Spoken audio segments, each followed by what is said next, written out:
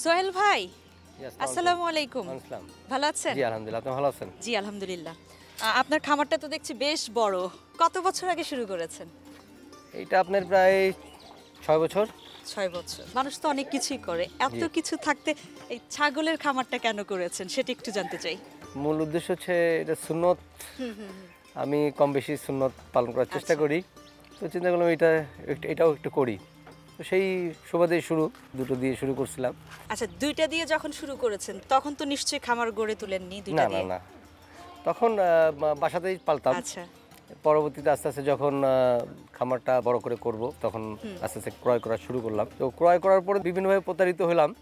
হওয়ার পর চিন্তা করলাম যে না, আচ্ছা, এই প্রতারিতটা কি আপনি জাত নির্বাচনের ক্ষেত্রে হ্যাঁ, হয়েছে? জাত নির্বাচনের ক্ষেত্রে, সুস্থ অসুস্থতার ক্ষেত্রে, তারপরে বাচ্চা হয় না আচ্ছা। সেই ক্ষেত্রে।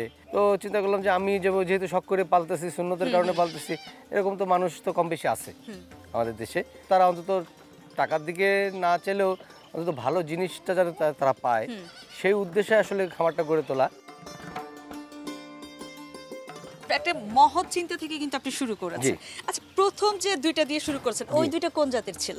ওই দুইটা আপনার ক্রস জাতের ছিল। আচ্ছা। সেরকম উল্লেখযোগ্য কোনো জাত না তেমন। এটা এখন হরিয়ানা জাতটা পরবর্তীতে করলাম।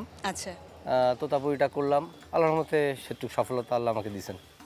এখন বর্তমানে কতগুলো আছে আপনার এখানে ছাগল? আমার এখানে এখন আনুমানিক 115টা থেকে 20টা মতো।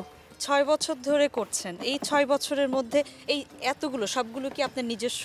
না, সবগুলো বাচ্চা? নিজস্ব না, আমার কিছু কেনা আছে। যে দুইটা জাত আছে, দুইটা জাতই কিন্তু বাহিরের জাত। জি জি। তো যাদের কাছ থেকে কিনেছেন ওটা কি তাদের খামারের নিজস্ব বাচ্চা ছিল? না না না, তারাও ইন্ডিয়া থেকে যারা আনে ওদের কাছ থেকে দু একটা করে ভালো দেখে দেখে নেওয়া। তার মানে আমরা কি বলতে পারি যে এই 6 বছর নানা প্রতিকূলতা পেরিয়ে আপনি আজকের এই জায়গাটায়? জি জি জি। আপনাকে দেখে যারা উৎসাহিত হবে আচ্ছা। তাদেরও তো জানা দরকার যে এই হ্যাঁ। খামার গড়তে গেলে কি কি প্রতিকূলতার সম্মুখীন হতে হবে এবং কিভাবে সেটাকে ওভারকাম করে আপনার অবস্থানে আসতে পারবে। ছাগলের মূল প্রবলেমটা হচ্ছে ঠান্ডা। ঠান্ডাটা যদি আপনি চেক না দিতে পারেন তাহলে ছাগলের অনেক প্রবলেম। চেক যে বললেন, কিভাবে আমি চেক করব যে ঠান্ডা লেগেছে? মনে করেন যে মানে ওদের নাকে পানি থাকবে, কাশি হবে। আচ্ছা। খুব খারাপ যখন হয় তখন হচ্ছে কাশিটা হওয়ার আগে হচ্ছে প্রোটেকশনটা দিতে হবে। আচ্ছা। মনে করেন যে শীতকাল আসলে তখন চারিপাশ দিয়ে পলিথিন দিয়ে এয়ার টাইট করে দিতে হবে যাতে ভিতরে ঠান্ডা বাতাসটা না যায়, বিশেষ করে উত্তর পাশের ঠান্ডাটা। আচ্ছা। আর আপনার ভিতরে আপনার বাল্ব দিতে হবে, যেমন 200 ওয়াটের বাল্ব কি 500 ওয়াটের বাল্ব দিয়ে রুমটা গরম রাখা। নিচ থেকে একটা ঠান্ডা আসতে পারে, তো সেই ক্ষেত্রে আপনি নিচে চট দিয়ে দিতে পারেন। আচ্ছা। চটটা দিয়ে দিলে দেখা যাচ্ছে নিচ থেকে আপনার ঠান্ডাটা উঠবে না। যখন দেখবেন যে ছাগলের ঠান্ডা বা প্রবলেম, তখন ছাগল বেশি দাঁড়ায় থাকে। আর দেখা যাচ্ছে যে ওদের শরীরে সুস্থতা থাকলে ওরা খুব দুষ্টু প্রকৃতির, চঞ্চল প্রকৃতির। মানে ছাগল যদি আপনার চুপচাপ বসে থাকে তাহলে বুঝতে হবে কোনো না কোনো একটা প্রবলেম আছে। আচ্ছা, তারপর আমরা প্রতিকূলতাগুলো হ্যাঁ, শুনছিলাম। তো মনে করেন যে প্রথম একটা ফার্মের সর্বপ্রথম বিষয়টা হচ্ছে যে মানে বাচ্চাটা যদি না হয় তাহলে আসলে ফার্মটা ডেভেলপ হয় না। তো বাচ্চাকে আপনি যদি ভালোভাবে রাখতে চান তাহলে সেক্ষেত্রে বাচ্চাটা যখন হবে তখন ফার্স্ট ওকে একটা ড্রামের মধ্যে অন্তত 2 দিন রাখতে হবে। শুধু লাইটের আলো দিয়ে রাখতে হবে যাতে কোনো প্রকার ঠান্ডাটা না লাগে। ওদের নিউমোনিয়ার প্রবলেমটা হয় বেশি।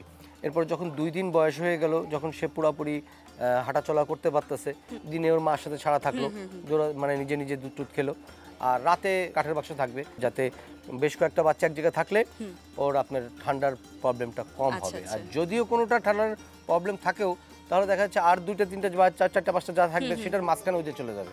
ও আচ্ছা। যাতে গরম তাপটা পেলে ওর নিজে একটু স্বস্তি বোধ করবে। শীতকাল আসলে প্রবলেমটা ওদের বেশি হয়, আর বর্ষার সময়টা প্রবলেমটা বেশি হয়।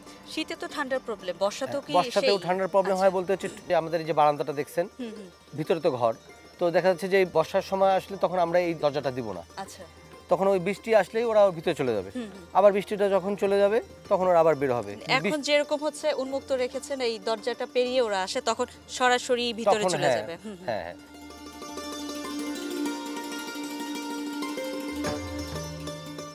আর বৃষ্টির পানিটা ওদের জন্য হচ্ছে সমস্যা, আর ছেঁচেতে আবহাওয়াটা ওদের জন্য ভালো না। যেমন দেখেন আমার এখানে মধ্যে দেখছেন বালি দেওয়া, বালি দেওয়া, যে বালিটা দিয়ে থাকলে দেখা যাচ্ছে যে এই বালিটা গরম থাকে, তো সেক্ষেত্রে দেখা যাচ্ছে যে ওরা উষ্ণতা পায়। তারপরে বৃষ্টির সময় পানিটা দ্রুত নিচে নেমে যায়, তখন ওরা হাঁটার চলা করতে সুবিধা হয়। ছাগলের যত গরম হোক ওদের কোনো সমস্যা নাই, ঠান্ডা হচ্ছে ওদের সমস্যা। একটা বাচ্চাকে কতদিন পরে ও ঘাস খেতে পারে? হ্যাঁ, প্রথমে 1 মাস ওর মা দুধ খাবে, এরপরে যে দেখা যাচ্ছে যে আপনার 1 মাস পরে যে ওরা ঘাস খাবে, কিছু কিছু খাবার দিব আমরা, খাবারটা খাবে, একটু কাঁঠালের পাতা খাবে।